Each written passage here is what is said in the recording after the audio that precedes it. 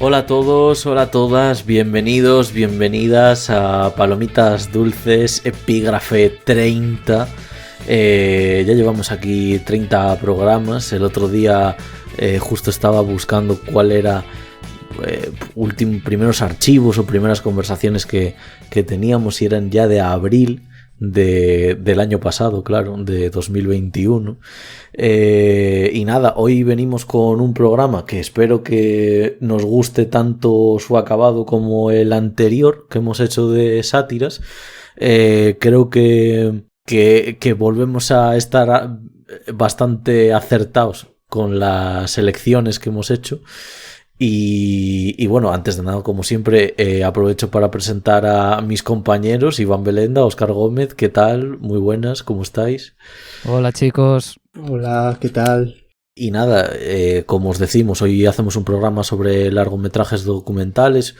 Vamos, yo creo que también a reflexionar un poquito, como hicimos en sátiras, sobre el propio género, que aquí claro, aquí ya no es un subgénero, aquí ya es un género por descubrir. Con mayúsculas, sí.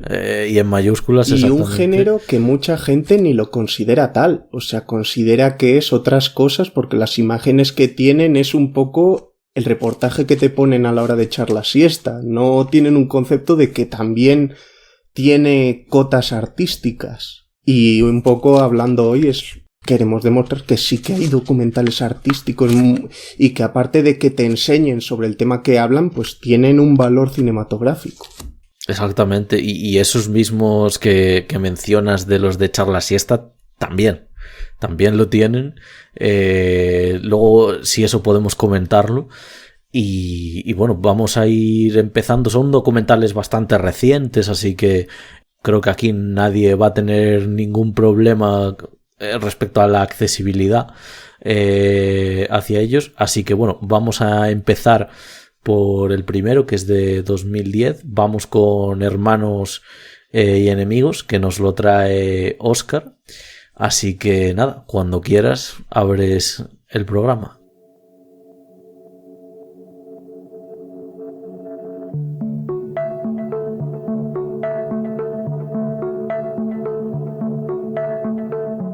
Muy bien, pues yo voy a hablar del documental Hermanos y Enemigos Petrovic y Diva, que es un documental realizado por NBA Entertainment en el programa de la ESPN 30 for 30, que a lo largo de los años ha estrenado documentales de una duración variable y que en ocasiones han sido de 40 minutos, en otras de hora y media, y en algunas ocasiones bloques de varios episodios dedicados a un mismo tema con duración de más de 4 horas.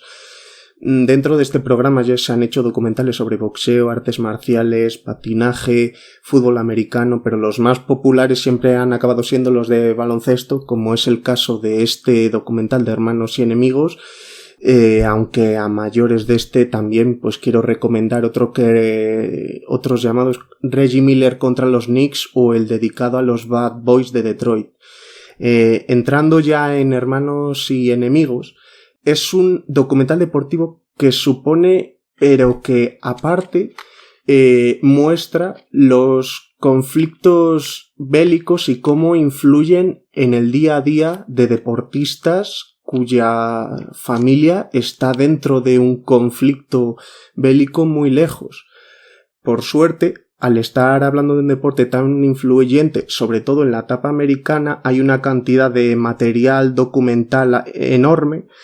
Y bueno, entrando dentro de lo que se cuenta en este documental, en los últimos años de la década de los 80 se empezó a fraguar en Yugoslavia una de las mejores selecciones a nivel mundial, y en esas categorías inferiores había un grupo de jóvenes jugadores muy destacables que eran, entre ellos, los que dan el nombre: Dražan Petrovic, que era escolta, y Vlade Divac, que era pívot. Y en 1989, tras consolidarse en Europa, emigraron a la NBA, y el pequeño Petrovic fue al que entonces era un equipo que estaba en ese mismo año luchando por el campeonato y tenía un montón de jugadores de su especialidad en el equipo, y habla de Divac, le llevaron a Los Ángeles Lakers para sustituir a Kareem Abdul-Jabbar, que era una de las mayores estrellas de todos los tiempos de la NBA,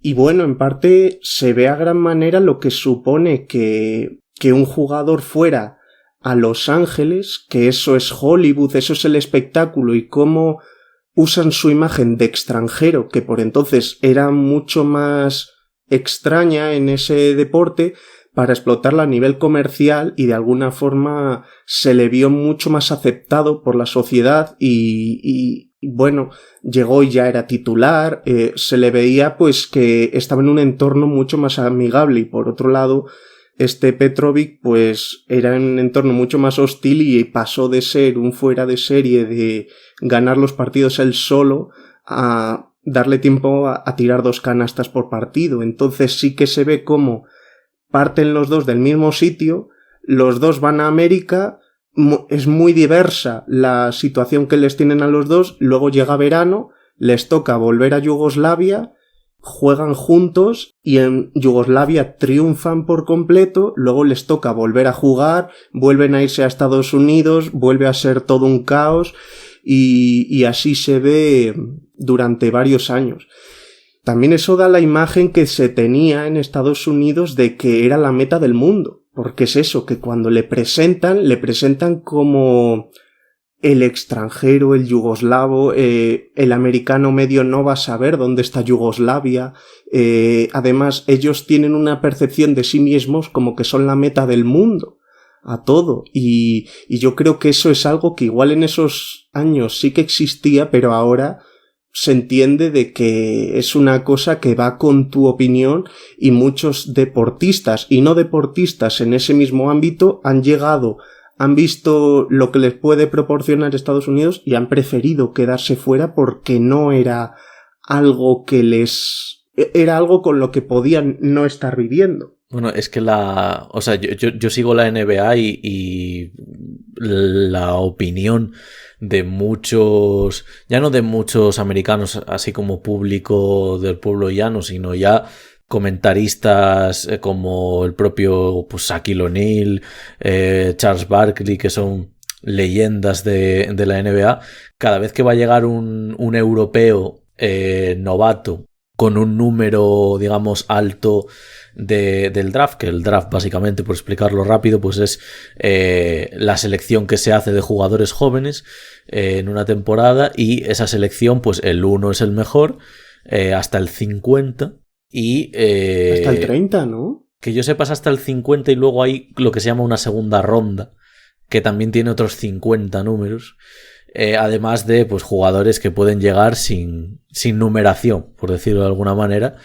Y ya os digo, por ejemplo, uno de los mejores jugadores actualmente de la NBA, que jugó en el Real Madrid, que es Luka Doncic, cuando llegaba a la NBA, decían muchos exjugadores que la iba a flipar, que cuando llegara, que daría gracias de llegar a promediar 10 puntos por partido. Es decir, lo que ha dicho un poco Óscar, siguen teniendo los americanos una concepción de sí mismos en el baloncesto altísima, y por ende yo creo, no tampoco porque piensen que los jugadores europeos son malos, pero ya piensan que es como que vienen de una división menor, cuando realmente en el baloncesto europeo el nivel defensivo, por ejemplo, es mucho más alto.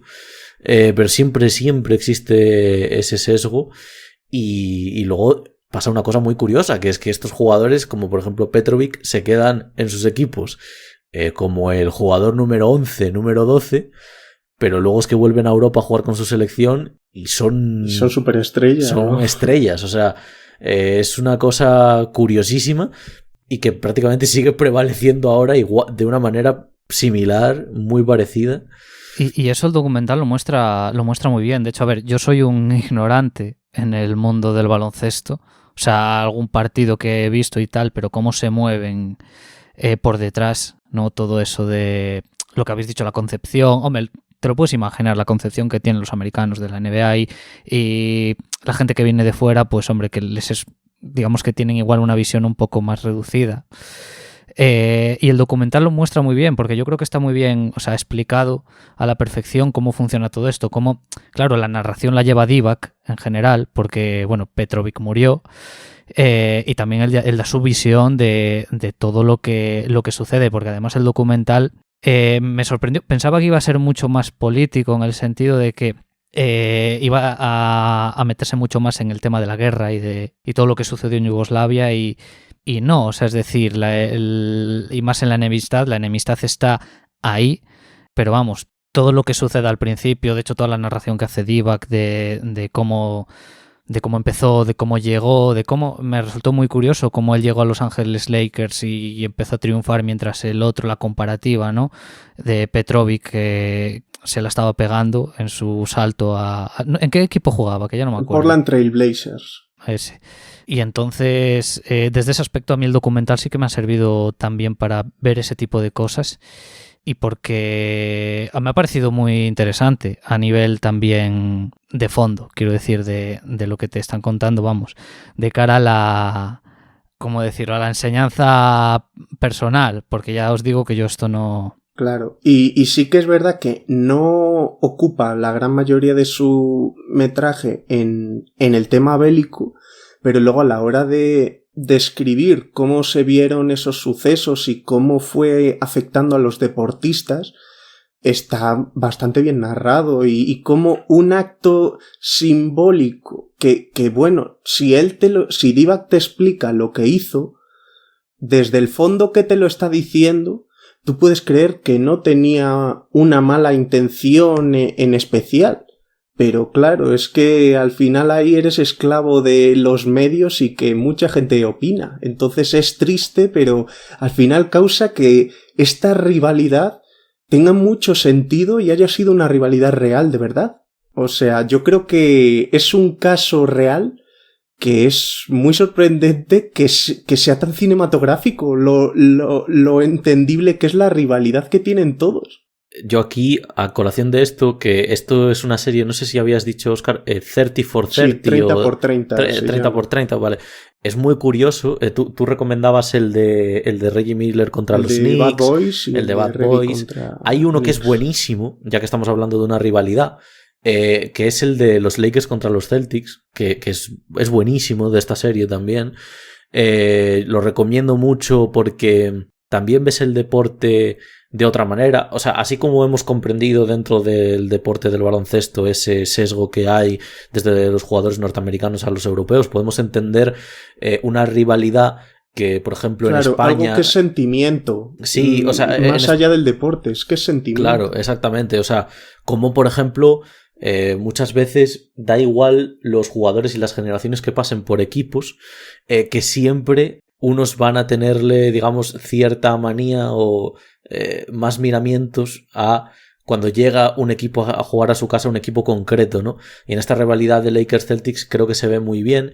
Y luego, en relación a lo que hablamos de la relación ya entre Divac, Petrovic, con lo que pasó y tal, una anécdota muy chiquitita de contar. En la NBA actual hay dos jugadores que son, si no me equivoco, de orígenes diferentes, pero bueno, uno es serbio y otro es croata o algo así. Son Nikola Jokic y Nikola Vucevic. De acuerdo, el nombre de ellos normalmente es montenegrino, Vucevic. Es montenegrino, es cierto, es de Montenegro. Vale, pues el nombre de ellos, que es el mismo, cuando a Nikola Vucevic un día le preguntaron, unos periodistas le preguntaron si llevaban pronunciando bien su nombre desde que había llegado a la NBA, Vucevic les metió un corte por lo sano diciéndoles que no, porque ellos siempre dicen Nikola, y entonces él dijo es Nikola. Y entonces cuando le fueron a preguntar a Jokic, Jokic no es que dijera lo mismo que Vucevic. Jokic es como que lo dejó al... Bueno, me da igual. Puedes decir Nikola. Le pega decir eso. Claro, como que... digamos que Jokic, como además es un jugador mucho más digamos, aparte de que es una estrella... Vividor o así, sí, es, no claro, sé, da esa sensación. Como que yo creo que es un europeo más americanizado por ese remolino en el que te metes cuando entras en la NBA, que Vucevic, que parece como un tío que sigue siendo igual de europeo ahora que cuando entró en la NBA. Como para los dos, pues como que hay prioridades diferentes, ¿no? Y yo creo que esta anécdota también representa muy bien lo que vemos en este documental. Divac podría ser un poco Jokic y Petrovic podría ser un poco Vucevic en este sentido de sus prioridades. Y bueno, estos documentales todos tienen un nivel muy, muy, muy bueno de narración y de documentación, así como The Last Dance, que creo que es también de uno de estos directores que está en 30x30. Sí, el nombre no le controlo el del director porque al final no es un director a nivel cinematográfico que haya hecho documentales de cine, o sea, es más de productos televisivos como este. Yo creo que sí que se nota en este documental que es más televisivo que otros, porque otros sí que tienen una factura para ver en grandísima pantalla. Este igual, ver en un monitor de televisión está más en su nivel. Una anécdotilla que has dicho ahora que hablabas de Nicolas, hace 4 o 5 años en la NBA había 3 jugadores con pasaporte montenegrino y los 3 se llamaban Nikola. Ahora, que eran Petrovic, Mirotic y Vucevic. Ah, claro, Mirotic. Me he acordado ahora y los 3 se llamaban igual. Y aquí yo creo que a Iván le hemos dejado un poco más callado porque sigue menos el deporte y sí, igual... no, es que... Sí, vosotros controláis más aquí de baloncesto, por eso os dejo. No, pero yo en concreto es baloncesto y tenis lo que sigo, y baloncesto sigo el estadounidense precisamente. Y cuando ves estas intrahistorias, ¿no? Pues de todas maneras, no sé aquí, por ejemplo, que sería Iván el que más nos podría responder, no sé si resultan, ya no igual, sino si resultan satisfactorias e interesantes al mismo nivel, a pesar de que sea un contexto deportivo y no sea, por ejemplo, un contexto dramático, social o científico, incluso, que hay dentro del propio género del documental. No sé lo que supone para una persona, digamos, que lo vive más desde fuera. A ver, a mí si la historia está bien contada y me resulta interesante lo que me están contando, pues sí lo disfruto. De hecho, a ver, quiero decir, aunque sea un ignorante casi completo de todo el tema, este documental en especial, hombre, a nivel de montaje, que es muy dinámico, a nivel narrativo, que igual es el que menos destaca a nivel técnico, uno de los que menos destacan a nivel técnico de los que vamos a hablar hoy, pero aún así creo que está muy bien llevado. Hombre, sale Magic Johnson, yo sé quién es Magic Johnson, ¿no? Y algunas figuras, bueno, hablabas del... Kobe Bryant también, cuando Divac se va de los Lakers tantos años después es por él. Divac se fue a Sacramento, ¿no? Si no me equivoco. Sí, Sacramento y Kings. luego creo que ha sido dueño incluso de Sacramento hasta 2015, una cosa así, cuando peor iba. Bueno, que ahora también sigue fatal, pero bueno. Y esto da igual la temporalidad del programa porque va a seguir siempre fatal. Pero quiero decir un último apunte sobre este documental, porque podríamos hacer muchos, que es también cómo muestra cómo es el tiempo. Porque aquí te están diciendo, en 1987 creo que era cuando se van de concentración a las montañas. Y te muestran el campo de entrenamiento, y es que eso es concentración total, de irte 3 meses, ahí igual había una cabina y cada uno por turnos podía hablar un rato con su familia, pero obviamente también eso ayudaba a que Estados Unidos se viera como una cosa muy distinta, porque es que es eso, cuando dicen 3 meses de concentración, dices tú, madre mía, pero si ahora mismo Guardiola no quiere hacer concentraciones porque dice que no hacen falta ni nada, o los deportistas están con como están con el móvil, no te puedes concentrar del mismo modo. Sería en plan, todos meten los móviles en un cajón y no les veis en 3 meses. Eso no lo iba a hacer nadie ahora. Y esto ha sido, pues eso, en 1988, que es bastante tiempo, pero no es tanto tiempo como para que haya una concepción de la vida tan distinta. Pues totalmente, vamos muy rápido, o sea, vamos muy rápido y a ver, porque también en otros documentales de los que vamos a hablar hoy se habla de la modernidad y de cómo avanza la especie humana con ella. Ahora, si no recuerdo mal, nos vamos con La sal de la tierra, ¿puede ser? No, Searching for Sugarman. Searching for a Sugarman, vale, perfecto, pues entonces vamos... Bueno, espera, antes de nada decir que a la hora de seleccionar los temas hemos querido un poco hablar un poco de todas las temáticas a las que suelen ir los documentales. O sea, en este primer hemos elegido un documental deportivo, el siguiente va a ser de música, luego de naturaleza, de arte podría ser La sal de la tierra, otras sobre temas sociales, temas raciales, y luego el otro ya más un docuficción, sí, me parece. O sea que a la hora de eso, de hablar, no hemos querido centrarnos en los documentales que nos gustan porque sí, sino que un poco ampliar ese abanico. Exactamente, muy importante decirlo y de hecho se me había pasado completamente, digamos, exponerlo en la introducción. Así que bueno, vamos ya sin más dilación con Searching for Sugarman, que nos lo va a traer Iván.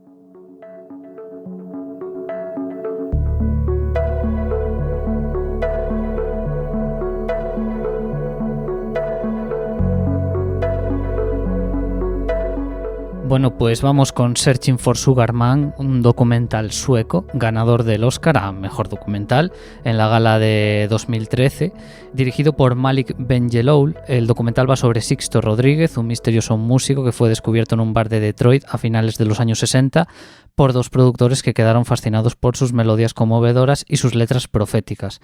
Grabaron con él 2 discos, pero nunca llegó el éxito y el cantante desapareció. Tiempo después, en los años 90, dos fans sudafricanos se empeñaron en averiguar qué había pasado realmente con Rodríguez. Bueno, antes de empezar aquí a comentar cosas del documental, quiero decir que si no habéis visto este documental y tenéis intención de verlo, vedlo sin saber absolutamente nada de él, de lo que pasa, porque la experiencia no es la misma. O sea, si no sabéis absolutamente nada vais a flipar, porque es muy fuerte todo lo que pasa aquí. A mí me ha dejado un poco loco. Así que, bueno, como seguramente comenté... Bueno, que calculen 15 minutos o así del tiempo que hacemos y se lo salten. De hecho iba a decir que sí, como es lo propio, ¿no? Comentar este documental haciendo spoilers y tal, pues igual que mejor que si están interesadas en el documental lo vean y luego no se escuchen porque si no les vamos a joder un poco la experiencia. Así que bueno, empiezo. Este documental adopta como un estilo de película de investigación, ¿no? Y como buena peli de investigación, cada giro que da la historia, cada acontecimiento que se nos expone, cada cosa que se nos dice, es que te deja alucinando por completo y te deja más flipado también porque sucedió de verdad. O sea, estamos hablando de lo dicho, un cantante que se descubre en un bar de Detroit por 2 productores. Bueno, pasa lo que pasa, no tiene éxito, desaparece y casualmente llegan a parar sus álbumes a Sudáfrica y ahí tiene un éxito rotundo. Además que es una casualidad también a mayores que llegue en un momento tan grave, una cosa tan grave que sucedió en Sudáfrica como el apartheid, ¿no? Lo digo porque las letras de sus canciones, y todo eso, digamos que eran muy de corte social, muy reivindicativas y allí en Sudáfrica como que animó a los jóvenes a organizar protestas en contra del apartheid, ¿no? Y digamos que todo el documental te va exponiendo pues todo lo que sucedió, todo lo que... Pues eso, cómo llegó a tanta gente, y también me hace gracia cómo hasta los 50 minutos del documental, claro, se te expone que las personas que estaban interesadas en Rodríguez pensaban que estaba muerto. De hecho, me hace gracia porque sueltan las típicas leyendas urbanas, ¿no? En plan de que pues se pensaba que Sixto Rodríguez se había pegado un tiro en un concierto, y otra leyenda urbana que no se había pegado un tiro, que se había echado fuego por encima también en mitad de un concierto, ¿no? Entonces luego todo lo que llegó a pasar, todo el éxito que tuvo en Sudáfrica, ya hasta llegó a conseguir, si no me equivoco, un disco de platino, sin el conocimiento del propio Rodríguez, hasta que descubrieron que estaba vivo y consiguieron contactar con él para que fuese a dar un concierto que llega, y en palabras del propio Rodríguez no se esperaba, ¿no?, todo lo que iba a pasar. Y es muy emocionante verlo todo a nivel narrativo, como digo, creo que es una pasada absolutamente. O sea, todas las entrevistas que se hacen, toda la información que se da, hasta ciertos momentos en los que se utiliza la animación para contextualizarte pues una época o alguna que otra cosa más, las canciones, creo que son una pasada. De hecho, es que me da hasta vergüenza reconocer que yo no sabía nada tampoco de este hombre, porque creo que muchos podemos decir que no conocíamos a Sisto Rodríguez antes de que saliera esto. Yo creo que la gran gracia de este documental es que también, aparte de... Bueno, es que le redescubre, porque igual lo habían descubierto los que habían hecho el documental, pero el público ni siquiera, y le han vuelto a poner en el mapa. Y también es que es fascinante la cantidad de músicos espectaculares que salen de Detroit. Ostras, es que empiezas a mirar cantantes de... ¿De qué año era? Que ya no lo tengo, pero pues eso, de un montón de épocas, de los 50, de los 30, de lo tal. Yo no sé qué cuna de cantantes de ese mismo tipo de música hay. Me parece que es un documental eso, que es muy fascinante y que es un poco una historia que no sé, que empiezas a escarbar y cada vez es más fascinante, cada vez estás más pegado. Es que es una pasada, y luego quemas el reproductor de escuchar su música, porque es... Claro.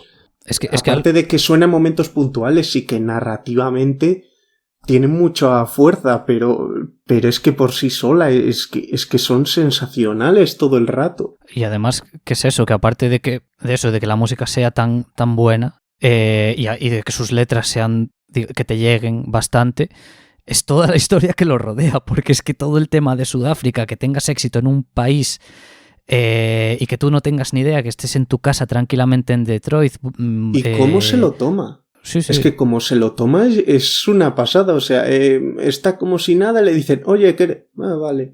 Y con toda la calma del mundo ante un país que parece que quemaría casas por ti porque está como loco, y tú estás en un entorno totalmente de vida sedentaria, tranquila, y no sé, es que me parece una personalidad muy impresionante la de este Sixto Rodríguez.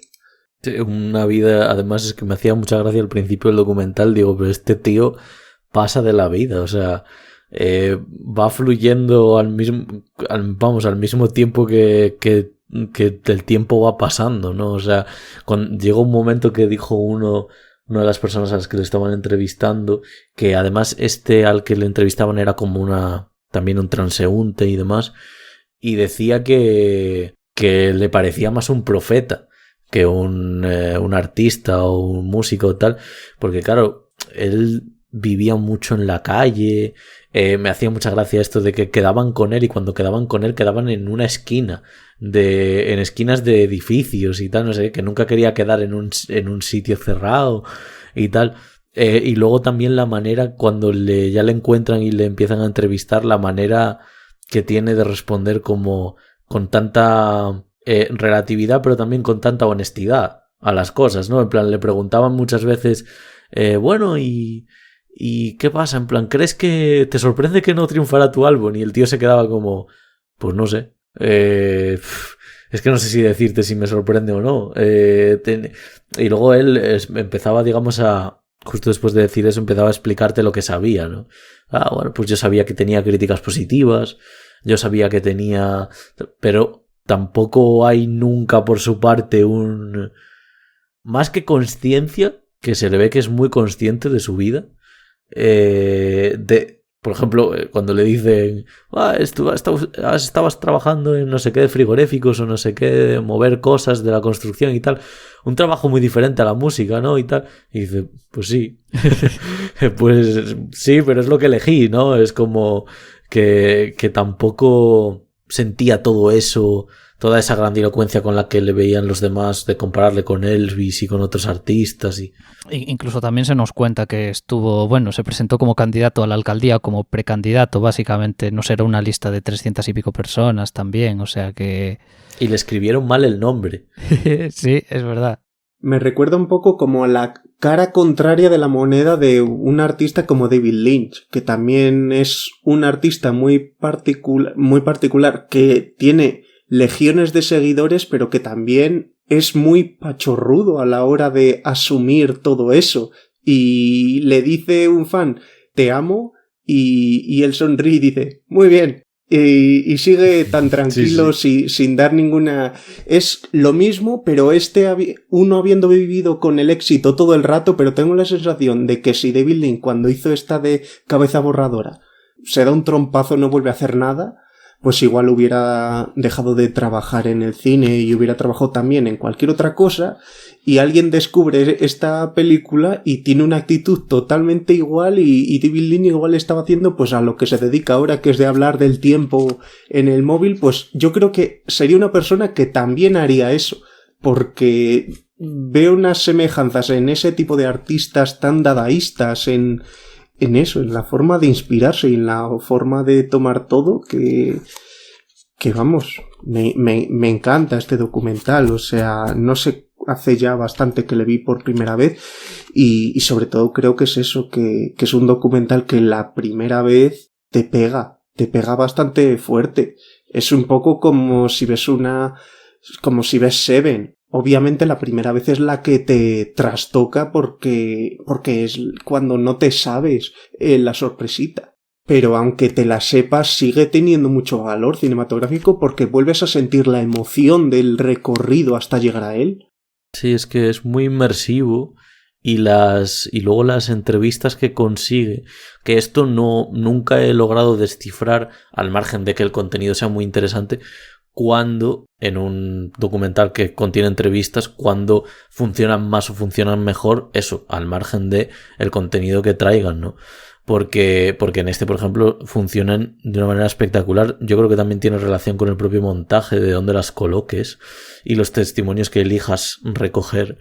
Pero vamos, es que este documental era como bucear ahí por una especie de misterio musical, y el que estás muy involucrado con la búsqueda. O sea que cuando uno de estas personas de Sudáfrica lo encontraba, o por ejemplo se daban cuenta de que iban a ser teloneros de él o tal, y veías toda su emoción, tú te emocionas también, es porque la absorbes mucho del propio documental y de lo bien expresado que está.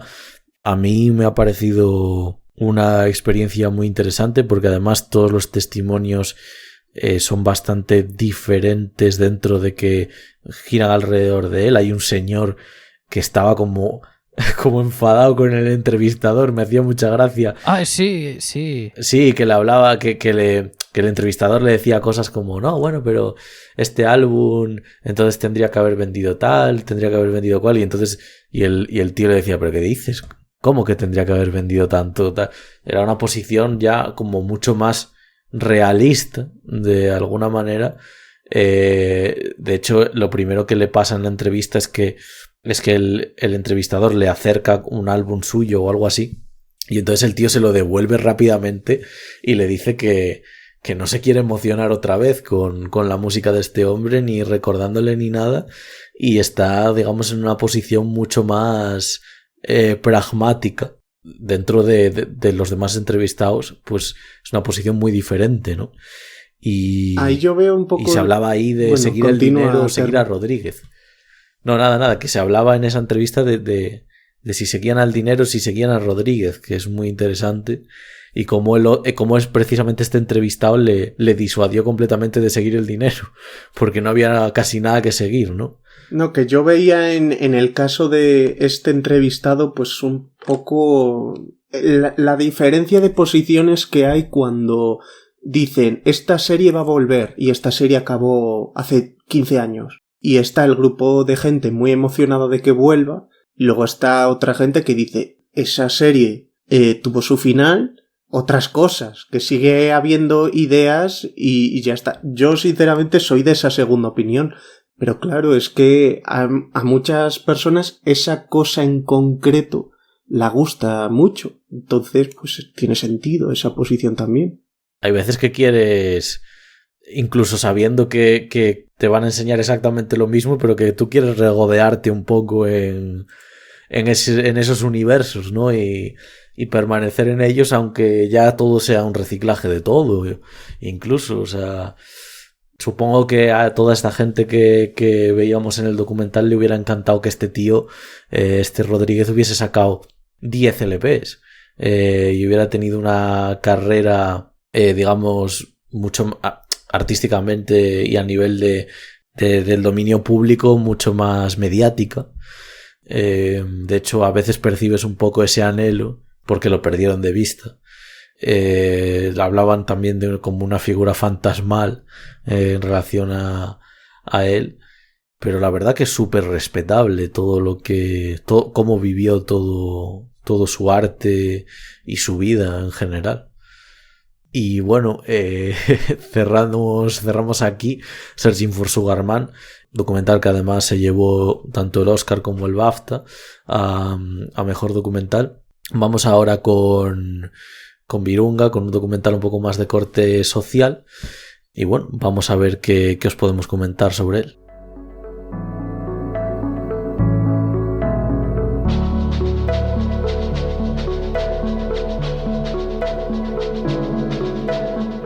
Bueno, pues vamos a hablar de Virunga, un documental británico de 2014. El director es Orlando von Einsiedel, espero haberlo dicho bien. Es un documental que su género es un poco el bélico, habla también un poco de la naturaleza, pero no termina de ser un documental sobre naturaleza. Me hubiera gustado, creo que nos hubiera gustado también a los tres haberos traído un documental exactamente sobre naturaleza, pero normalmente están divididos en miniseries de capítulos y bueno, por tiempo es complicado traerlo, pero vamos, os puedo recomendar cualquiera de David Attenborough, cualquiera de Planeta Tierra, Planeta Azul y demás, que son maravillosos. Océanos, Las Estaciones, que son de un dúo francés de Jacques, creo que se llaman los dos, Jasperini y otro, creo. Pues aquí tenéis de momento para ver, porque encima tienen su propio estilo de narración. Y bueno, se nos ha pasado deciros dónde estaba Searching for Sugar Man. Bueno, Hermanos y Enemigos no está en ningún sitio, que yo sepa. Searching for Sugar Man está en Filmin. Y en Movistar Plus. Y Virunga lo tenéis en Netflix. Os iremos diciendo a lo largo ya del programa en qué plataforma está cada película documental. Bueno, esta de Virunga tiene una sinopsis muy chiquitita. Dice: un grupo de personas valientes arriesgan sus vidas para salvar a los últimos gorilas de montaña del mundo, en medio de una nueva guerra civil y una lucha por los recursos naturales del Congo. Este documental estuvo nominado a Mejor Documental, tanto en los Oscar como en los BAFTA. Es un documental que no tiene una puesta en escena muy espectacular en comparación con otros de los que os podemos hablar, como La Sal de la Tierra, Searching for Sugar Man, o incluso a nivel de documentación I Am Not Your Negro. Pero bueno, es un documental muy interesante.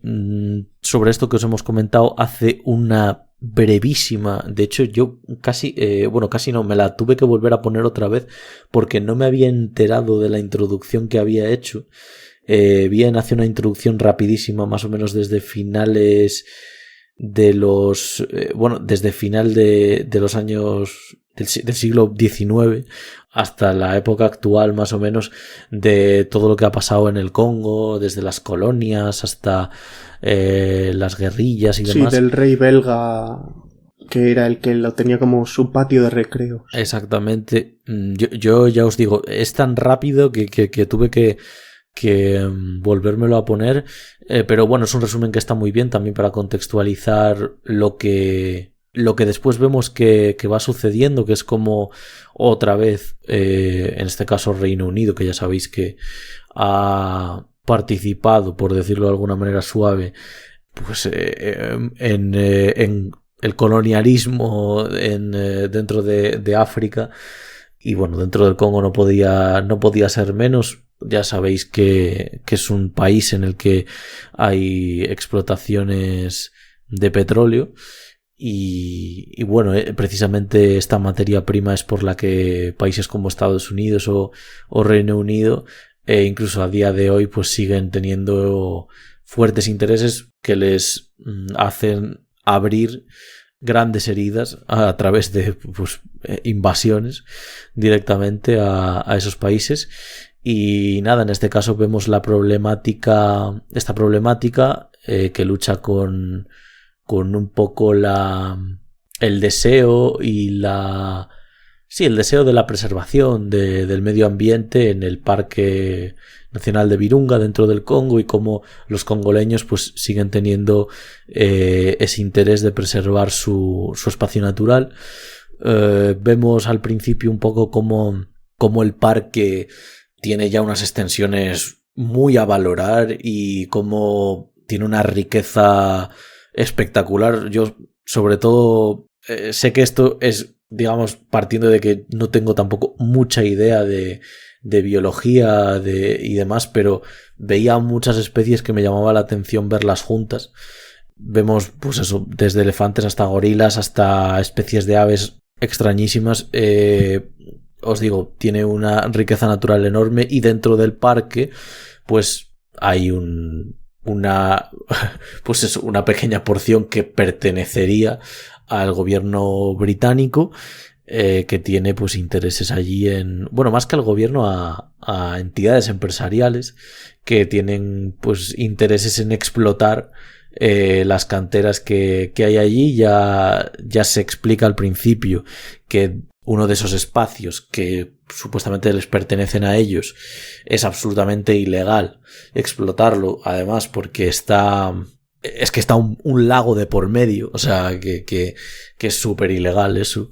Y vemos cómo pues intentan, sobre todo a través del espionaje, de los sobornos, del juego sucio, intentar pues sacar la oportunidad de ir, digamos, dividiendo a la gente que conforma el país para que esas estructuras que han creado, como es ese parque nacional, que obviamente incluye unas personas que son científicas, unas personas que se encargan de la seguridad, unas personas que se encargan, pues eso, de todo, pues que todo eso se vaya poco a poco dañando para que ellos puedan meter el cuchillo entre esas fisuras, ¿no? Sí, de hecho, bueno, cuando la película se torna en algunos momentos, el documental, ¿La película? Bueno, la película documental, sí. A una especie de peli de espionaje, porque hay varios momentos en los que hay una persona con una cámara oculta grabando. Se demuestra este británico que es un intermediario, creo que era entre el gobierno británico y el SOCO, la empresa petrolera que está ahí trabajando para intentar sacar el petróleo del parque. Cómo se demuestra la falta de escrúpulos de esas personas que empiezan a hablar de que ya hemos descubierto lo que esto nos va a aportar, lo que es la riqueza que nos va a aportar, algo así dice, y aparte de eso dice algo, y luego están esos que están con los gorilas y tal, pero bueno, esos ya al final cederán o algo así, porque a quién le importan los gorilas. Y bueno, esto lo podemos extender no solo a los gorilas, sino a la fauna en general, la flora y la fauna que hay por ahí también, ¿no? Entonces ahí, cuando se desvía por esos terrenos, me parece mucho más interesante que luego en general cuando se exponen otra serie de cosas, ¿no? O sea, creo que es el documental que está bastante bien a nivel de entretenimiento, es igual el que menos me convence de todos los que hemos hablado, pero ya digo que su valor como documental es bastante importante y hace remover un poco conciencias, ¿no? Y además te aporta información también bastante sobre, si es verdad que con lo que decías tú, Dani, de que te sintetiza un poco la historia del Congo al principio para que te enteres un poco de cómo está todo, pero bueno, en general funciona bien. A mí su arranque me dejó de piedra porque 2 semanas antes de grabar Dani me dijo: quiero hablar de Virunga, y yo, vale, no le había visto, entonces me lo puse. Dije, a ver, Virunga pues es un parque natural, pues irá de naturaleza. Entonces veo que hace un arranque explicando lo que es la República Democrática del Congo y OK. Veo un poco cómo cuentan la situación social, veo cómo va al campo, un poco al refugio de los gorilas.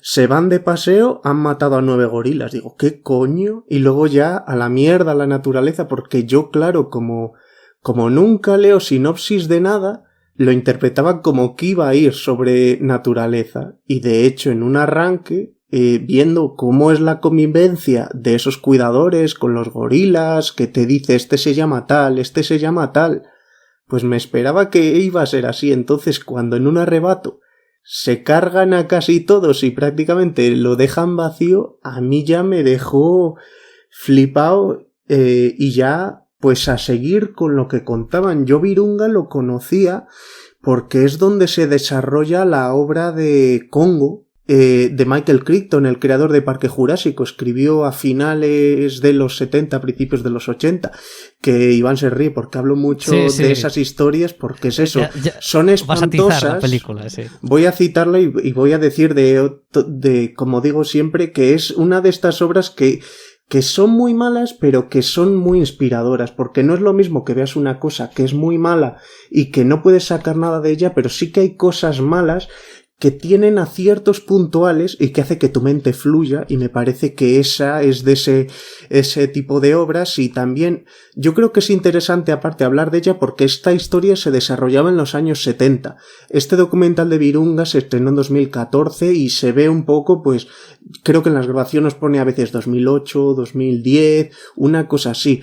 Y la percepción de lo que era Virunga en los años 70 a lo que era en el tipo del documental es que es increíble. Ya han pasado 25 o 30 años, pero increíble al nivel de que estaban diciendo que igual eran extensiones de 90 kilómetros en los que no había nada, y aquí tú ves que cada 2x3 hay un pueblo. Igual es un pueblo de 2000 personas, pero es que te estaban diciendo que ahí no había nada, o si había algo eran tribus que vivían por su cuenta, principalmente porque decían que estas selvas del Congo eran oscuras por completo, porque ese tipo de maleza era tan grande que no permitía que entrara el sol.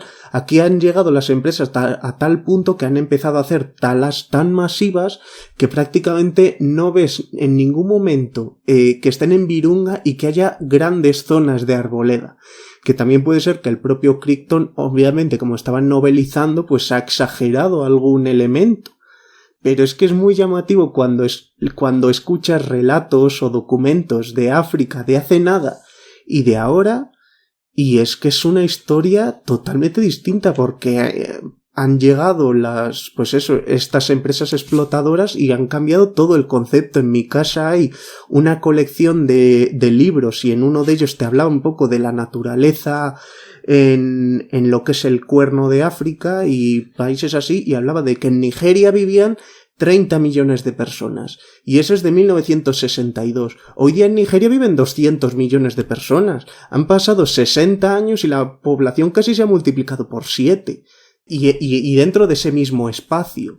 O sea, que es espectacular cómo, o sea, eso es impensable en Europa o en América o en algún lugar del primer mundo, a nivel humanos y luego ya a nivel naturaleza, que prácticamente es eso lo que tú has dicho, que hablar de un hombre que en cámara oculta te dice esas cosas ya es que es ponerle unos cuernos de villano, porque parece una caricatura que pueda existir alguien así.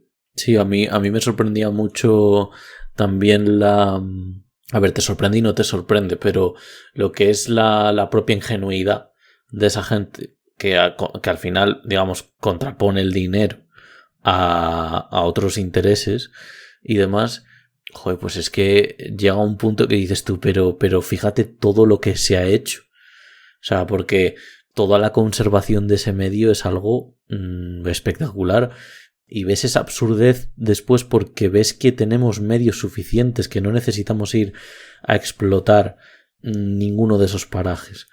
De hecho, es más íntegro para la Tierra y para su desarrollo, y sobre todo para la humanidad, ya no solo para la Tierra, porque para la Tierra es bastante obvio, sino para la humanidad, el no explotarlos de esa manera. Y a esta gente es que le da absolutamente igual. Y ver a gente incluso autóctona, a la que ya no solo es que esté invadida por el dinero, sino que tampoco tienen una conciencia de eso muy lúcida, muy real, pues sí que a mí se me hacía un poco... Bueno, se me hacía duro y también se me hacía a ratos un pelín sorprendente. Y bueno, la verdad que es un documental... Sí que es cierto que yo me esperaba por cómo estaba, digamos, virando a veces el ritmo, me esperaba un poquito más de azúcar al final del documental, pero la verdad es que lo resuelve muy rápido diciendo que nada, que quien pueda que ayude, dejando siempre como un rastro en forma, creo que era de página web. Y además es que lejos de ser dulce es como bastante pesimista de te acabamos de contar lo que te acabamos de contar. Hay mucho que elogiar a esta gente que ha intentado que esto aguante y que demás, pero ya os contamos que no va a aguantar. Que no va a aguantar. Hombre, pocos documentales que hablan de entornos naturales acaban con mensajes muy positivos más allá de aún hay tiempo. O sea... Claro. Sí, de hecho... Comieron perdices sería un poco curioso. De hecho, de los que hablamos de David Attenborough, que hemos hablado al principio, son así. O sea, todos acaban con el hombre relatando de, oye, que aún nos queda tiempo, vamos a intentar hacer algo con esto. Y bueno... Que al final es una fórmula que tiene mucho sentido, porque te están todo el rato enseñando la belleza que hay y luego en qué se está convirtiendo y en plan, a ver, ¿quieres esto o esto? Sí, no está bien, te confronta. Para que hagas ese ejercicio mental. Bueno, pues dicho esto, yo creo que podemos pasar ahora con La sal de la tierra, que nos lo va a traer Iván, así que cuando quieras.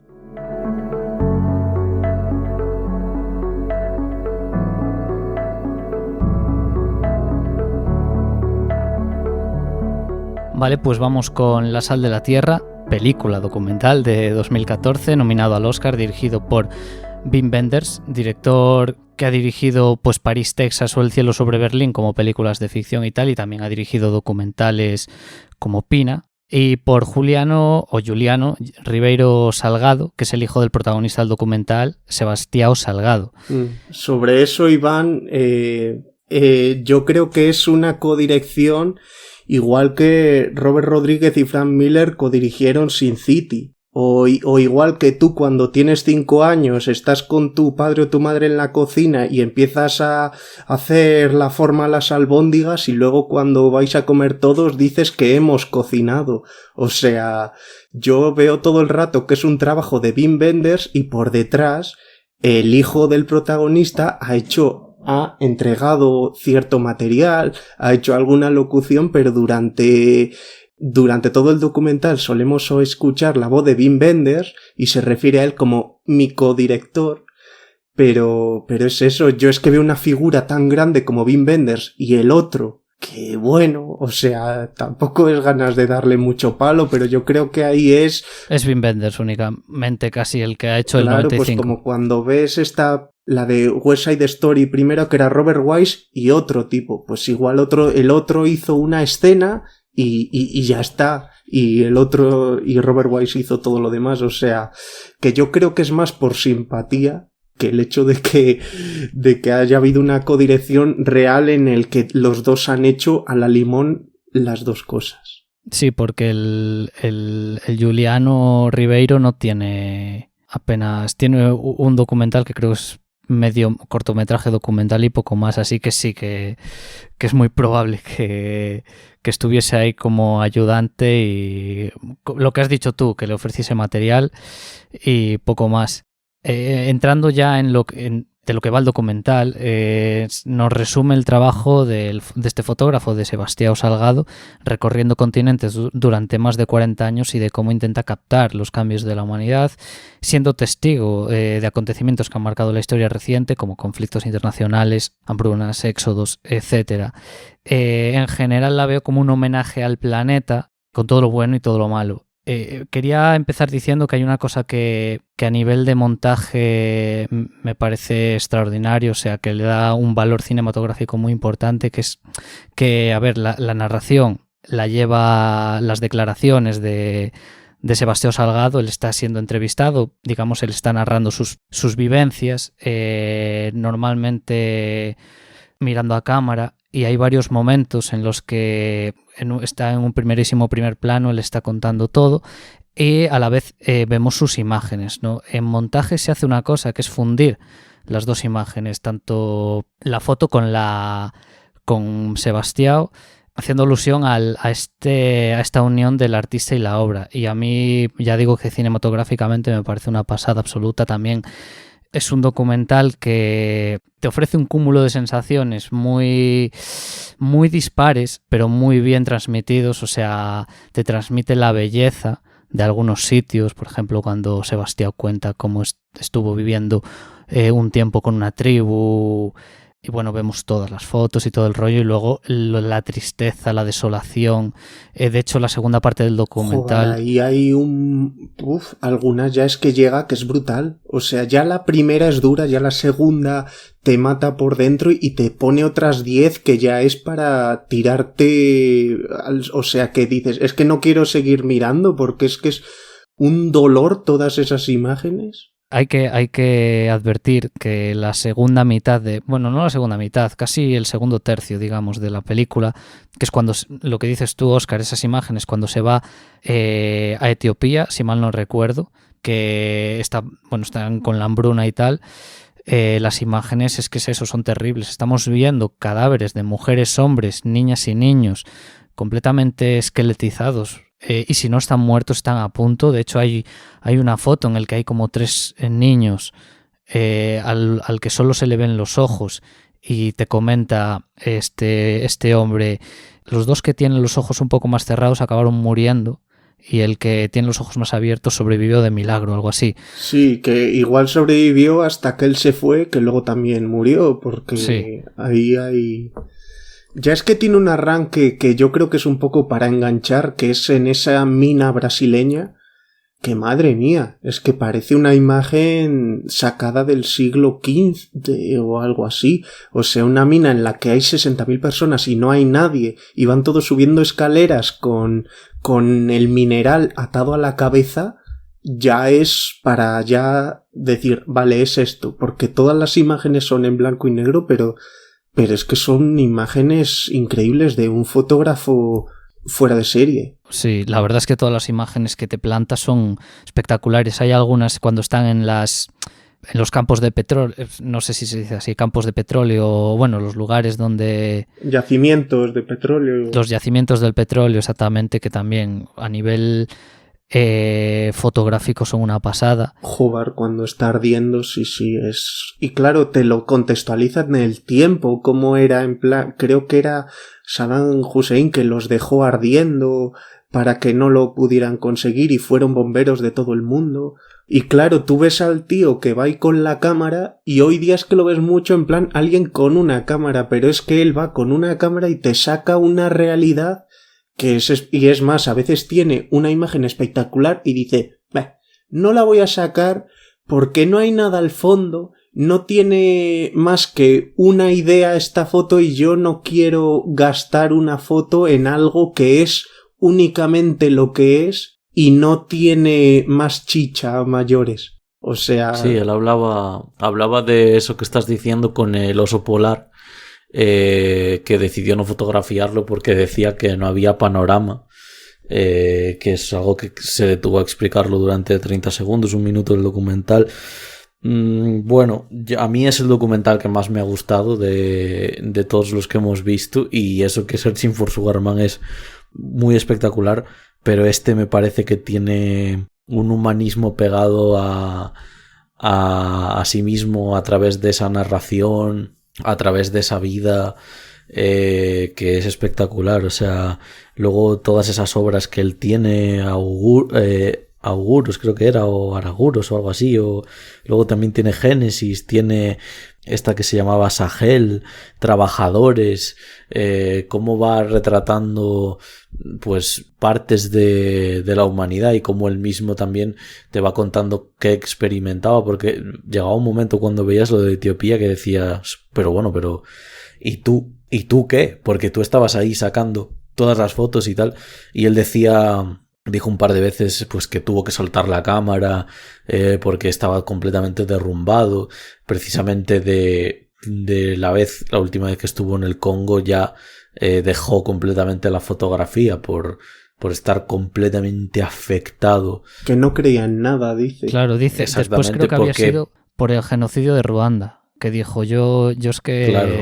Dice algo así como: yo he dejado ya de confiar en el ser humano, algo así. No sé, suelta una frase así un poco más fuerte que esa, ¿no? Pero sí, que luego, a ver, el documental gira un poco a un lado más optimista. De hecho, me ha hecho gracia lo que decís antes en Virunga, de que, bueno, los documentales que terminan así un poco tal, en plan happy end, tampoco llegan a ser tanto. Este intenta mandar también un mensaje optimista acerca del final. Habla de que, porque luego acaba siendo un documental más natural, porque es cuando vuelve a su tierra, crea el instituto ese. Bueno, repobla también un bosque. Sí. Y también demuestra que era un fotógrafo fuera de serie, porque mostró la dureza absoluta de esos acontecimientos. Luego empezó a fotografiar naturaleza, y son unas fotografías de naturaleza muy espectaculares también, de muchos animales. Uf. Tienen un valor y sobre todo un significado. Yo cuando escuchaba a él al lado de cualquier fotografía no podría parar de pensar tal cual. O sea, la primera foto de la que habla en su álbum de Génesis es la foto de la mano de la iguana. Y decía que le recordaba a los trajes que llevaban en el medievo los soldados, porque eran trajes pues con escamas y demás. Y decía yo, es que tal cual. Luego la foto de la tortuga que parece como si su cara fuera de repente en esa fotografía superhumana, y él, digamos, que hacía alusión a que veníamos de una misma célula, todos los seres vivos. Luego las fotos que hacía de los gorilas con unas expresiones faciales humanísimas. O sea, me parece espectacular. O sea, este documental, de hecho, tanto en la parte de Génesis como en esta parte que era de Ruanda o de Etiopía y demás, a mí es que se me saltaban las lágrimas, porque mientras él describía esa realidad no necesitabas ni mucho menos que las imágenes se movieran. O sea, es un artista que se ha propuesto a sí mismo captar la vida, y no sé si es un narrador tan bueno como fotógrafo, pero a mí sí me lo parece, porque me parecía que todo lo que estaba viendo le salía directamente de él hablando, o sea, mientras lo narraba, y me parece ya el culmen a nivel fotográfico. Y luego las experiencias que contaba, como tiene una sensibilidad como persona, este Sebastião, espectacular. O sea, cuando hablaba de lo de la ballena, hablaba de una ballena que se le había acercado a un barco y que le había tocado, y que él sentía que se había hecho amigo de la ballena, porque la ballena, para pegar un fuerte, digamos, coletazo con la aleta, se iba de las proximidades del barco y luego volvía otra vez al mismo. Cómo te comenta la pisada, lo que supone la pisada de una vaca en el campo para el medio natural, y cómo desde una posición así lejana te hablaba de todos los árboles y de cómo se habían creado a lo largo del tiempo. Me parece, bueno, es lo que decía él, que no hay acción sin panorama, y él describe la acción a través de una complejidad del propio panorama enorme, y puede servirte para entender, de hecho, mucho mejor la fotografía. El otro día hablaba con una persona sobre este documental y me había dicho que lo había visto en el cine y sería una experiencia, vamos. Totalmente, o sea, algo que yo anhelo, o sea, ver por ejemplo este documental en el cine me parecería algo espectacular, o sea, toda la composición de las imágenes y esa narración con un montón de altavoces rodeándote y es que todos los contextos de los que habla, por ejemplo, su padre creo que era, cómo él percibía la tierra, cómo le había erosionado prácticamente, no sé, me parece espectacular. Y luego ya cuando llegó a la tribu esta y hablaba de las costumbres de la tribu, de que las mujeres tenían un marido para prácticamente cada cosa, porque empezó con un marido para comer, para la caza, un marido para cuidar de las cosas de casa, del hogar, un marido para... Y cómo ha vivido todas esas experiencias, y es que las estabas viviendo con él mientras veías el documental. Es que te ves sumergido, no con imágenes en digo, movimiento. Claro. Digo que sí, o sea, te ves sumergido en la historia por completo, porque es muy atrayente todo lo que ves y todo lo que él dice. Totalmente, o sea, ya digo, me es con el que además más cosas he sentido y además tiene un componente social también muy, muy grande, con el tema de pues, los trabajadores, con el tema de ese álbum de Sahel. Así que bueno, poco más tengo que decir, es que me ha encantado este documental, me parece el mejor y no sé si obtuvo su Oscar o estuvo por ahí, pero vamos, no sé qué competiría contra él ese año, pero es que me parece impresionante. El año de La Sal de la Tierra, que creo que compartía nominación con Virunga, creo que ganó Citizen Four, que era de Edward Snowden. Ah, sí, el tío del gobierno. Bueno, ¿qué vas a decir? Nada, que iba a decir dónde estaba, porque creo que no lo hemos dicho. Ah, sí, adelante. Nada, lo tenéis en varias, lo tenéis en Prime Video, en HBO Max y en Filming. Yo hemos dicho al principio que era un documental de Wim Wenders, pues hablar un poco de la figura de Wim Wenders, que es un director alemán que ha hecho películas como París, Texas, pero que tiene esta particularidad de que es tanto un director muy renombrado en documentales como en ficción. Y en Alemania curiosamente hay dos casos, porque están el suyo y Werner Herzog, que son dos directores que han viajado muchísimo por el mundo haciendo este tipo de documentales. Y bueno, Wim Wenders, aparte de este documental, hizo un documental titulado Pina, sobre danza, que está muy bien. Hizo otro sobre Buenavista Social Club, la banda cubana, y también hizo un documental sobre cines dedicado a Yasujiro Ozu, el director de cine clásico japonés, en el que hablaban con actores clásicos de su cine, y recomendar todos ellos porque tiene una habilidad para ese tipo de cosas que, claro, yo creo que principalmente es reconocido por sus obras de ficción, porque París, Texas, por decir una, porque podríamos decir Berlín Occidente o Alicia en las ciudades o así, son películas sensacionales, pero vamos, que es un artistazo, y yo creo que de los directores vivos alemanes que hay, para mí es el número uno. Pues con estas recomendaciones y hablando un poco del director de este espectacular documental, podemos pasar al siguiente. Vamos a pasar con nuestro documental de corte social. En este caso, hablando un poco sobre el tema racial en Estados Unidos, vamos a hablar de I Am Not Your Negro.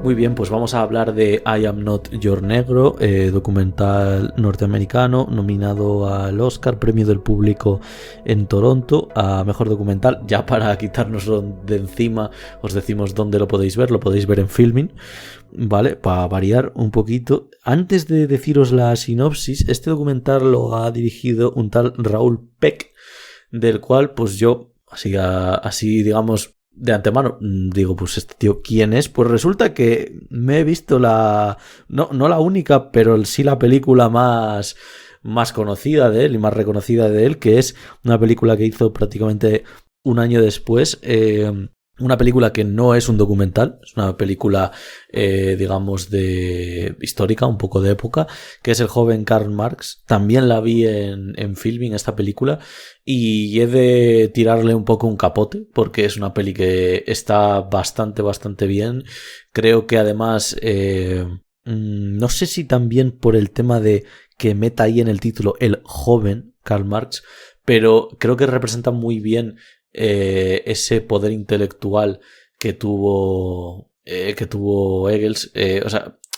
Engels al final es a pesar de que fuera un burgués, hombre, yo creo que Engels para muchos, por ejemplo yo que he tenido estudios en filosofía, pues siempre intelectualmente a veces ha sido un poco más poderoso que Marx, y realmente quizá también por su formación burguesa, porque bueno, al final ser burgués te aporta ciertos medios, pues, y más en esos años.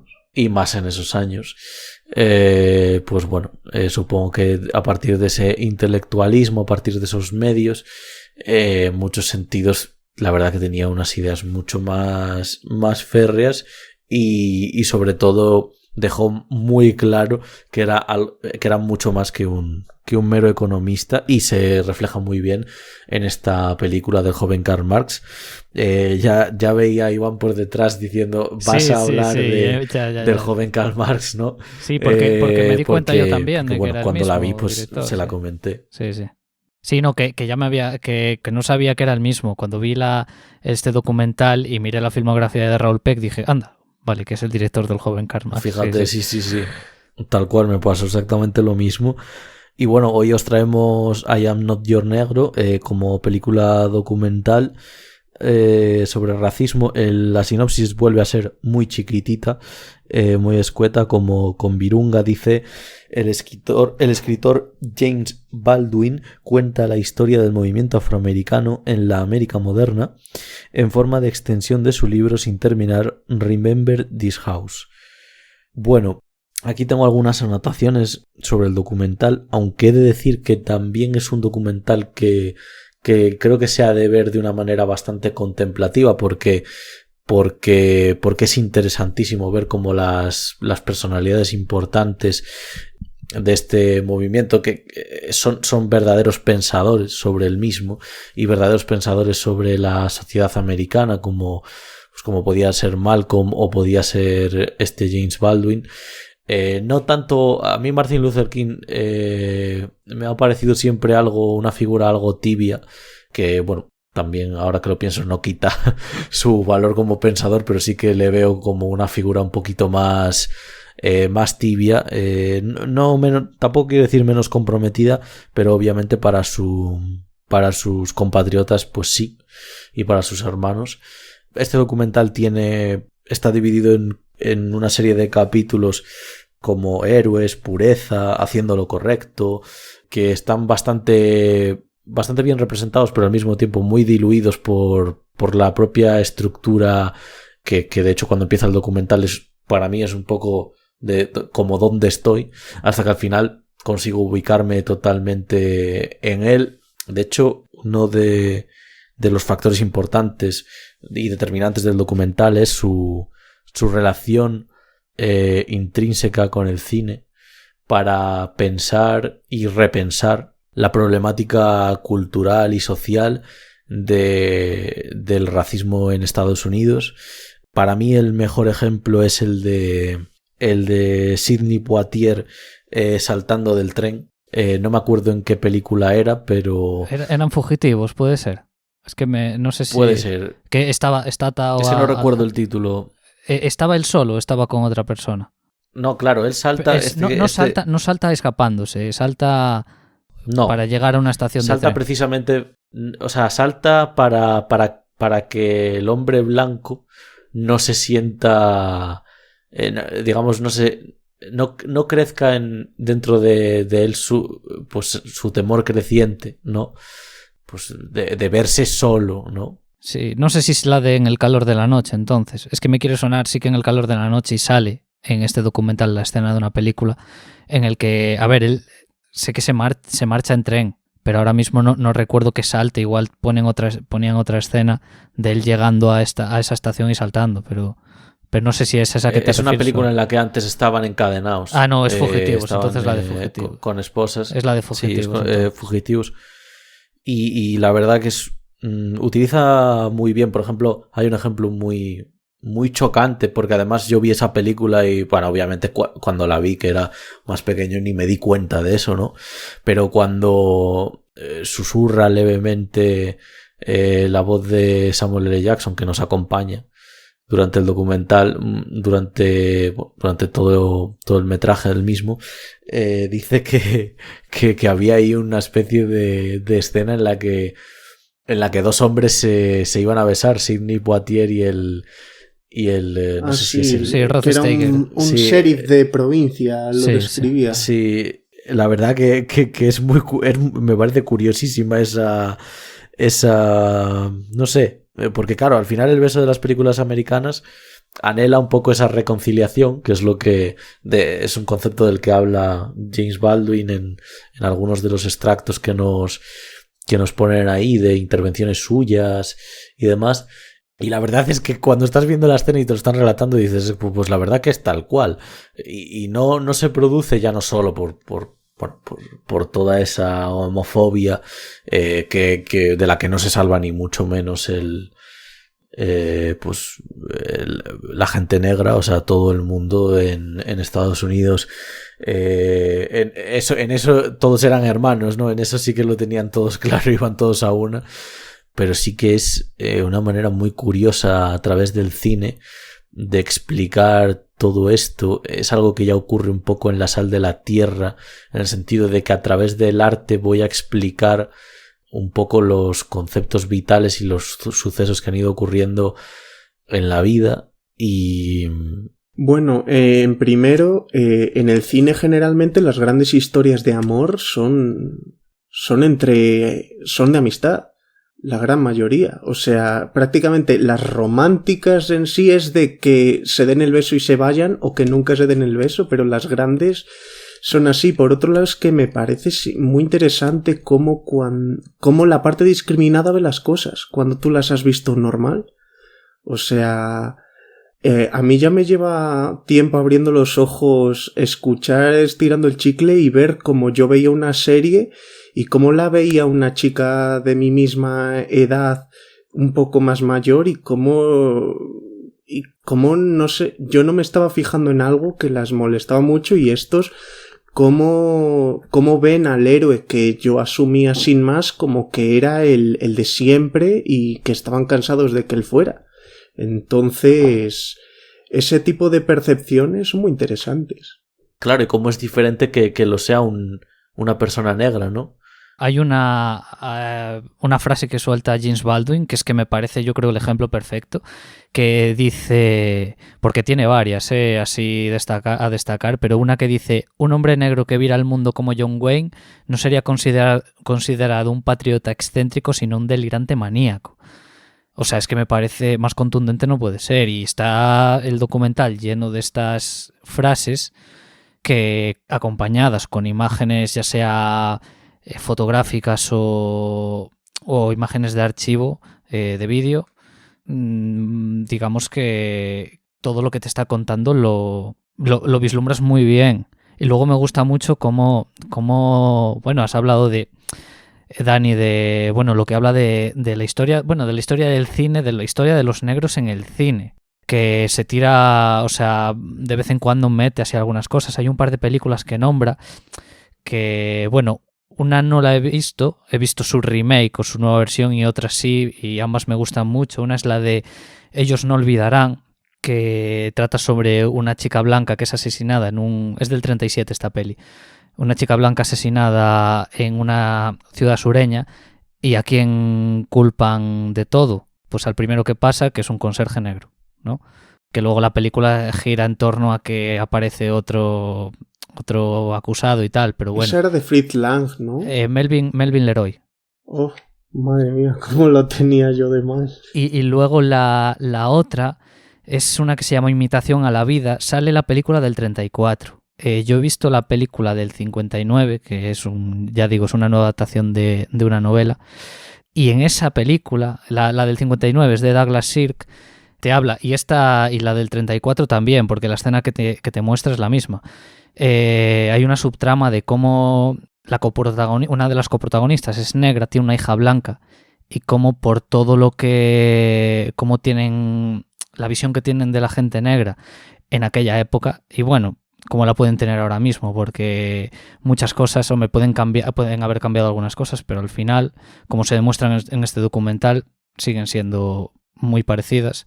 Hombre, es que tú ponte a ver un episodio de ahora de Tom y Jerry. Es que claro, flipas con la dueña de Tom, que era una mujer, bueno, dueña o que era la del servicio. Y cada vez que hablaba tenía la voz de cubana estereotipada y eso es fuertecito. Sí. Nada, y quería decir que en Imitación a la vida, una hija blanca, o sea, una mujer que tiene una hija blanca, como la hija blanca está avergonzada de su madre. Y creo que me parece muy curioso como ya en el 59 impacta esa crítica, no, pero más en el 34. Y creo que expone muy bien todos esos argumentos el propio James Baldwin, ya no solo dentro de la rama del cine, sino de todo lo que te está contando. Incluso hay imágenes en las que se ven como un policía pisa el cuello a una mujer negra, que tú ahora lo recuerdas a George Floyd porque ha sido una víctima de tal, pero bueno, que esto puede suceder perfectamente en Estados Unidos. Y sucede en Estados Unidos, que constantemente siguen pasando cosas. El mensaje que manda James Baldwin sigue siendo muy actual. Pero claro, es que actualmente seguimos viendo que esa raza es un arquetipo y no que es al final una persona y que puede tener las mismas líneas como un personaje de ficción normal. Yo esta semana terminé de ver una serie que es la leyenda de Korra y ya de primeras es una secuela de otra serie y el problema principal en el fandom era que la protagonista era negra. Bueno, es una serie animada, pero la protagonista es negra. Y según se desarrolla la serie, ella empieza a tener interés ya no en chicos, sino en chicas. Y hoy, justo antes de grabar, me miraba información y decían, ¿por qué convirtieron en lesbiana al personaje? Me sobra.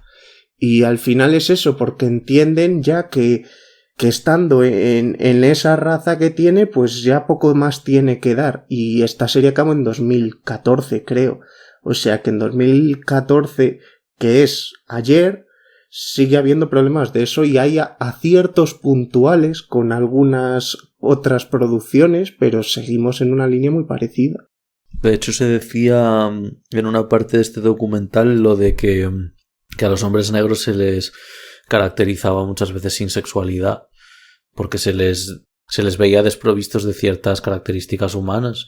Hay una fotografía que no sé si es de una película o de un cuadro o algo así, que era de una mujer blanca en una cama, pues con un vestido, con algo de escote y demás, y luego la persona negra que tenía al lado metida dentro de la cama es que era una persona que parecía más una especie de ser que una persona. Bueno, la representación de labios gruesos, estas que se ha visto en Tintín, en el ayudante del dios en Dragon Ball, que también era un diseño que para verlo hoy está, o sea, creo que de hecho lo han rediseñado ahora según han vuelto esta serie de Dragon Ball. Dentro ya, dejando un poco lo del cine, me parece que este documental es bastante perro en cómo hace ir a la contra la música de la imagen. Porque hay varias secuencias de imágenes que las imágenes son terribles, viendo agresiones a gentes racializadas y la música es un blues de fliparlo. Entonces, si cierras los ojos es un disfrute, si abres los ojos es el horror más absoluto. Entonces, esa forma de hacer una contraposición entre imagen y sonido me parece, a mí, una vez acabado el documental, es lo que más me gusta. También porque esa música que suena me parece una pasada. Yo por terminar, lo que alabo del documental, aparte de que resuene de una manera tan actual cuando lo ves y demás, es lo bien que está explicada la problemática. O sea, lo bien que está explicada lo que es la problemática en ese país de ese problema. Quiero decir, decía James Baldwin que en Estados Unidos no, incluso ahora, Estados Unidos no sabe qué hacer con la población negra. Que no sepa qué hacer con la población negra es tanto una contradicción para los blancos porque saben que son sus congéneres, o sea, porque saben que provienen, digamos, por así decirlo, de la misma tierra, y luego dentro de la comunidad negra también hay una especie de perversión porque en Estados Unidos hay un problema muy fuerte con lo que es la apatía social, ¿no? En plan, ni más que en cualquier otro país. O sea, esto de ver pobreza o ver violencia o ver y pasar por delante o que se te olvide a los 5 segundos, ¿no? Cómo los americanos son incapaces en una día de hoy de aceptar que la sangre de los negros es también la suya. Digamos que creo que esa contradicción es clave. Y luego una cosa que comentaba James Baldwin, que está relacionado también con este tema que he comentado de la apatía y con este tema de los orígenes, que es que casi ningún americano consigue casar, decía, orgánicamente su vida pública con la privada, ¿no? O sea, lo que importa la vida privada es estableciendo pues un porcentaje o ponderando, es un porcentaje altísimo a lo que importa y a lo que luego acaba, digamos, contraponiéndose a la vida pública. Me parece lo mejor del documental. O sea, cómo consigue contraponer y cómo también ver la lucha de ese pueblo contra sus opresores blancos, que son también sus mismos. Vamos, que somos todos de la misma especie al final. Es que es una reducción al absurdo, y es una reducción al absurdo que la propia apatía de ese anhelo por continuar en ese egoísmo de la vida privada pues constituye un sinsentido enorme. De hecho, veíamos imágenes se ven imágenes en el propio documental que documentan ese sinsentido. O sea, protestas que no tenían sentido. Hombre, es de chiste. Carteles en plan... Claro. En contra de la igualdad. Tú mismo pones en contra de la igualdad. O sea, si usas ese término, entiendes que sois lo mismo. Y dices, no, en contra de esto. Yo asumo que estas son las reglas, pero yo no quiero que que estos sean tratados igual. Porque si no, no usas la palabra igualdad, usas otro. Usas términos más despectivos deshumanizándoles, pero si dices igualdad ya estás interpretando que son así. Y es que no... O sea, quiero decir que no hay... O sea, hay varios ejemplos en el documental en los que tú te quedas como, pero a ver, esto es una especie de reducción al absurdo. Esto no tiene ninguna base que tenga una conclusión meramente racional. O sea, no, o sea, incluso en las situaciones que son terroríficas, como la que decía Iván, de la niña que se va de clase avergonzada, tú mismo dices, pero ¿por qué tienes que irte avergonzada?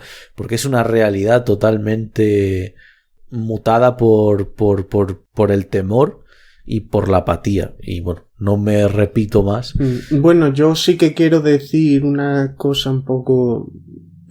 una pega que puedo poner, porque al final se cierra con un discurso de Baldwin, ¿no? Sí. Se llamaba Sí. él. Y al final, pues es un discurso. O sea, el cine tiene unas herramientas que son únicas del cine, y ese discurso va a ser el mismo si vas a un meeting y te lo cuenta, si un actor te hace el monólogo en un teatro, o de cualquier forma. Entonces veo que ahí usan menos las armas puramente cinematográficas de lo que podría haber sido, y ese tramo se me cae un poco dentro de la película. pero vamos, únicamente por decir algo en contra del documental, que hombre, obviamente pues en el mensaje no puedes decir nada en contra, pero respecto a eso pues sí que me quedaría en plan que sería un poco el saltito que le podría dar para considerarle un documental más superior, pero vamos, que únicamente es eso. Pues dicho esto, Óscar, no te vayas muy lejos. Vas a presentar aquí el último que os traemos hoy en este programa de documentales. Vamos a hablar ahora de El Agente Topo.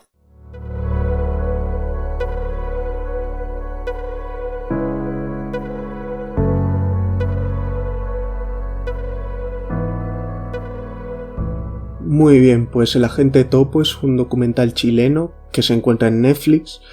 Fue estrenado en 2020 y dirigido por Maite Alberdi, que ha hecho más películas, todas ellas con una línea muy poco definida entre el documental y la ficción. En este documental se ve como un detective va entrevistando ancianos para que entren como infiltrados a una residencia porque una familiar de uno de los residentes sospecha que les están tratando mal y quiere pillarlos. Entonces se ve un poco ese proceso de selección al principio y cómo finalmente se decantan por un hombre que se llama Sergio Chami, que tiene 83 años, pero que tiene una salud envidiable. Entonces la idea es que este hombre pues vaya dando testimonios de lo que ve por ahí, de vez en cuando hace llamadas telefónicas o hace grabaciones a alguna persona. Claro, aquí estamos viendo un acontecimiento real, pero es visualmente bastante fácil percibir cuando están componiendo un plano con detalle en vez de grabar de una forma un poco improvisada porque se ha grabado con cámara oculta, por así decirlo. Dentro del documental se ve en el desarrollo cómo este Sergio Chami pues tiene que informarlo a su familia porque es un hombre que vive tranquilamente por su cuenta, pero que decide meterse en una residencia. Su familia no está muy por la labor, pero finalmente aceptan. Ves el proceso de cómo llega a la residencia, cómo empieza a conocer a la gente, cómo al final pues son personas muy mayores y él dentro de esas personas pues es de los que mejor se valen físicamente. Entonces resulta muy útil a la hora de ayudar en actividades y ejercicios a la gente. Hay por ejemplo una mujer que se enamora de él y porque él le empieza a acompañar, se ve a las mujeres como dicen, ay, este hombre es muy atento, es muy simpático, siempre saluda. Esta mujer le pide casarse con él y él hace un discurso con mucha honestidad y mucho humanismo, diciendo, yo ya en mi vida amé a una persona, esa persona murió, yo tengo 83 años, estoy muy halagado por tus sentimientos, pero yo en este punto de la vida ya no necesito una relación así porque ya esa parte de mi vida la he cerrado con la persona que quise durante tanto tiempo. Bueno, me parece que es un documental que tiene sus partes de intriga, podríamos decir, tiene también alguna parte de comedia, de cuál es el desarrollo al final, aunque sea en Chile. Las personas que hemos tenido algún familiar en residencias, pues podemos reconocer actos e interacciones con personas que igual se quejan de una enfermera, pero porque les ha molestado ese día, porque ya igual ellos se enfadan por cualquier cosa, tienen un poco ese mal carácter, cómo conoce a la persona a la que en teoría iba a investigar si había algún problema. Tiene una reflexión bastante bonita al final de la historia sin entrar en spoilers, un poco de cómo estas personas mayores que tienen descendencia y demás, aunque vivan por su cuenta, pues sienten mucho calor estando con gente y a veces no quieren que sean las propias personas de su familia porque entienden que ellos, al ser unas personas mayores, necesitan una dedicación que no permitirían a sus seres queridos hacer una vida normal porque tendrían que vivir en base a ellos. Entonces, yo creo que es un desarrollo muy bonito. Sí que está muy ficcionalizado en muchas partes, o sea, estás viendo un poco cómo se corrige el plano, o sea, no sé hasta qué punto es realidad o es ficción, pero sí que hay puntos en los que obviamente se comprueba que es ficción, porque hay un tratamiento de imagen de cine narrativo convencional. Pero está muy bien trazado, ¿eh? Yo de hecho, a ver, es verdad que habrá algunas partes, y las hay, que están ficcionadas, pero igual hay otras que creo que están ficcionadas y no lo están, porque es que todo es tan natural. Creo recordar que, bueno, si no son todos y todas, la mayoría de las personas que están en la residencia es que están en esa residencia de verdad. Me gusta esa parte divertida y entrañable al comienzo, cuando, claro, son personas mayores, el propio Sergio Chami, esa dificultad que es que se ve también en las personas mayores, pues por ejemplo como el abuelo nuestro, ¿no, Dani? Que de hecho me recuerda mucho cuando intenta utilizar el teléfono y le mandan a hacer una videollamada y lo que abre es la cámara y no contesta la videollamada, o al mandar un mensaje, esas dificultades, que esas escenas sí que están, entiendo yo que están ficcionalizadas a medias, porque yo me puedo creer perfectamente que ese hombre le cueste, digamos, llegar a manejar esos móviles con soltura. Entonces todo eso está muy bien. Los toques de humor se agradecen mucho, además porque, pues por lo que dije antes, porque te los crees, son entrañables, y luego, claro, gira un poco más hacia lo dramático al final. Tampoco quiero hacer spoilers, pero también, o sea, todas las conversaciones que tienen con las señoras, todos esos comentarios de lo que dices, ay, qué majo, ay, que no sé qué, que hay a veces que, yo os juro, no sé si es cámara oculta o no, pero es que hay algunos planos de lejos. Por ejemplo, hay uno que están 3 mujeres hablando en un banco fuera de la residencia, bueno, en el jardín de la residencia, que están así comentando naturalmente. Creo que era cuando llega el señor, pasa por delante de ellas y empiezan a hacer así como unos comentarios como, pues eso, como hay que... Qué bien vestido, qué lindo, de sí, ciudad, sí. Qué elegante, sí.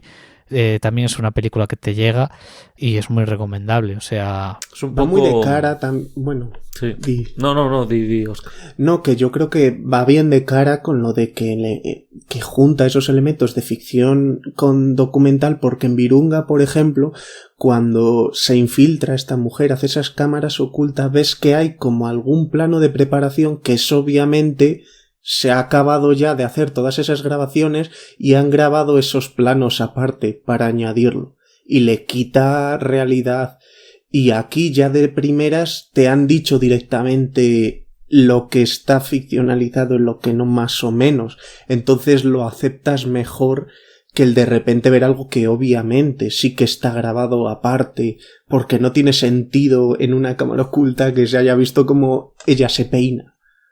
Yo veo en este documental bueno, todos los documentales estos de los que estamos hablando, hay un estudio sobre algo, y yo en este veo un poco un estudio sobre la vejez, ¿no? Pero además en este, como es, por mucho que haya mucha ficción, hay tanta naturalidad. O sea, por ejemplo, yo recordaba ver La Sal de la Tierra y ver en esas fotos, pues en cada rostro tanta humanidad y tanta expresividad y demás. Y luego recuerdo cuando me puse a ver que fue el que me vi después, y por ejemplo, dos señoras sentadas en un banco diciéndose, pero diciéndose, no se escucha nada, absolutamente nada, el micrófono no pilla nada, pero simplemente los susurros que, digamos, se hacían para avisarse de que la cámara estaba rodando, y ver las caras que tenían, es que decían un montón de cosas de cómo esta gente, claro, luego eso lo ves también en la vejez, ¿no? Que al final el tema de la vejez es no sentirse joven, no es otra cosa al final. Yo, por ejemplo, veo a mi abuelo, del que hablaba, por ejemplo, Iván, y no se me viene mucho a la cabeza que es una persona vieja. O sea, pues si tengo que ponerme así un poco tal, digo, bueno, una persona de tercera edad que igual le costará algo de movilidad, pero ya me tengo que poner un poco hablando de él como en tercera persona, un poco más desde fuera, pero nunca diría que es una persona vieja, nunca, digamos, me contagia eso. Y porque eso al final se resume en ejercitar la mente, ¿no?